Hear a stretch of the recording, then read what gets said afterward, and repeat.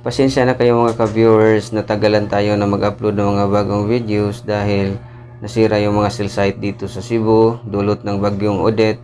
Kaya nga nahirapan tayo na maghanap ng signal para makapag-upload ng mga bagong informative videos. So ngayong araw ipapakita ko sa inyo kung paano natin papalitan yung sirang engine bushing sa ating Honda Beat FI. So panoorin to para malaman kung ano ba yung gagawin kung magpalit na ng engine bushing. Check this.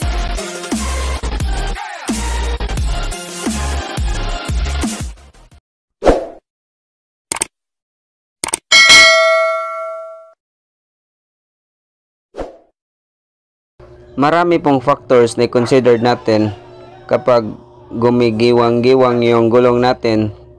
Kung dumaan tayo sa puting linya, it's either number 1, sira yung rear shock. Number 2, sira yung wheel bearing sa ating final drive. Number 3, sira yung rubber link stopper. Number 4, wear out na yung gulong natin. Number 5, kulang yung pressure ng ating mga gulong. At number 6, sira yung engine bushing. So may recommend ko na suriin ng maayos, i-diagnose ng maayos bago natin papalitan yung mga pisa, para sa ganun hindi na gumastos ng malaki si boss sa maliit lang na problema. So ilapat na natin yung state of the art na puller galing Shopee.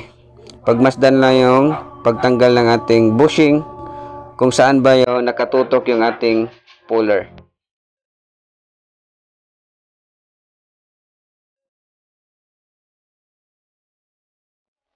Dapat naka-align yung ating puller sa mismong bushing para maangat, matanggal niya yung bushing at may pasok sa ating puller.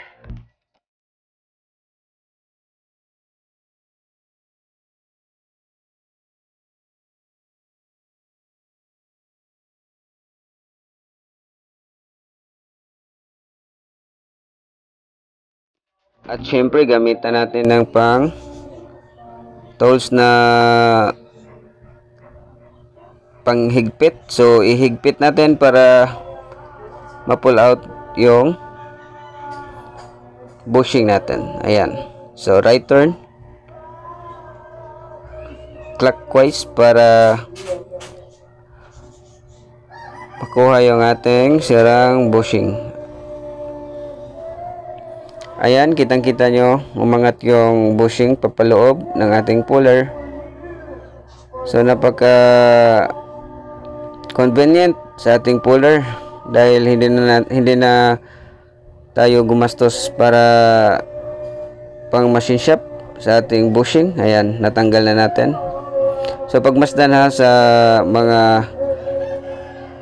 ating puller kung paano natin tinanggal yung bushing, at mamaya ano yung forma ng ating puller sa pag-install ng ating bagong bushing, dahil magkaiba yung pagtanggal at pag-install.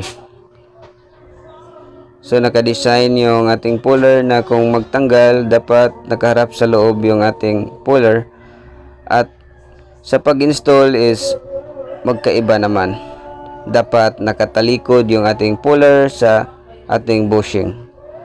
Ang purpose niyan, para kung hindi na natin maikot yung ating tools, yung bolt ng ating puller, ibig sabihin yan is sagad na yung ating bushing, fit in na sa ating engine. So ilagay na natin yung bagong bushing natin. Ipisto muna natin. Ayan. At ito na yung sinasabi ko na magkaiba sa pagtanggal at pag-install. Sa pag-install ng ating bagong bushing, dapat nakatalikod sa ating bushing yung puller. At syempre, gamitan natin ng 17mm na socket. Kapag hindi na maikot, ibig sabihin yan is fit in na yung bushing. So pagmasdan lang, huwag mag-skip para makuha ng buong buo yung ating video. At sa ganon, kapag kayo na yung magdi-DIY sa inyong mga motor, is kayang-kaya nyo kapag meron kayong ganitong convenient na special tools. Ayan. Hindi na natin maikot, so tatanggalin na natin yung tornilyo ng ating puller at i-pull out na natin at tingnan natin kung na-fit in ba yung ating bushing.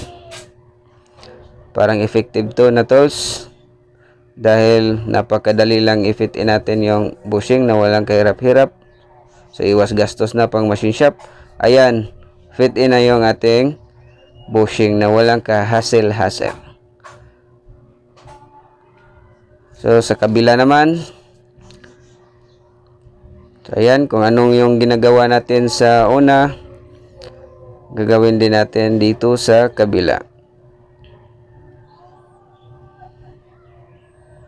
Dapat yung puller nakaharap sa bushing kung magtanggal na kayo. Ayan. So napakadali lang.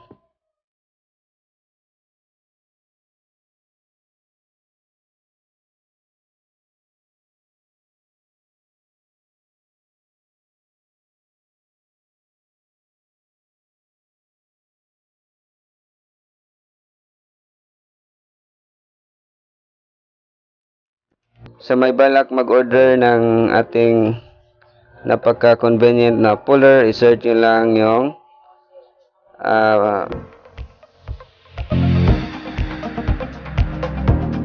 tools sa Shopee. Search nyo lang yung bushing puller. Marami pong bushing puller na nandun sa Shopee, so i-try nyo lang yung i-choose yung mas magandang quality at yung reviews ng ating tools. So ito yung bagong bushing natin sa kabila. So walang baliktaran kahit saan nakaharap yung ating bushing. Dahil nag-base tayo sa ating manual na yung bushing kapag mag-install tayo kahit saan nakaharap, dapat yung importante na naka-fit in sa ating engine yung bagong bushing. Sa ganon, hindi na gumigiwang-giwang yung gulong natin kapag dumaan na tayo sa puting linya. So isa lang to sa mga dahilan kung bakit gumigiwang-giwang yung gulong natin sa puting linya. So na-discuss ko kanina yung mga factors kung bakit merong drivability concern yung driver sa ating mga unit.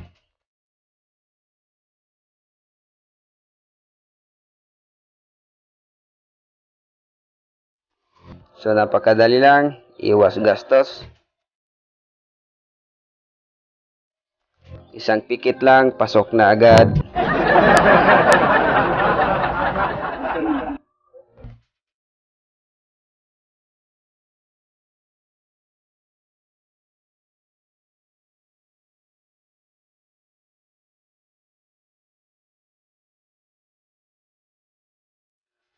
Sana nakatulong tong video na to sa inyong mga sa pagdi-DIY sa inyong mga motor or sa kung merong nagmemekaniko kayo sa inyong mga shop. Sana nakakuha kayo ng idea kung paano natin papalitan yung ating engine bushing na hindi na kailangan pumunta pa sa mga machine shop. Ayan, fit in yung dalawang bushing natin. So, pwede na natin ibalik yung ating engine hanger. So, huwag kalimutang mag-subscribe, mag-like at mag-share sa ating video para marami kayong mga kaibigan na makakuha din ng ideya katulad nyo. At huwag magsawang magpanood sa mga video ni Remspecs para makakuha kayo ng mga ideya kung paano natin magdi-DIY sa ating mga motor.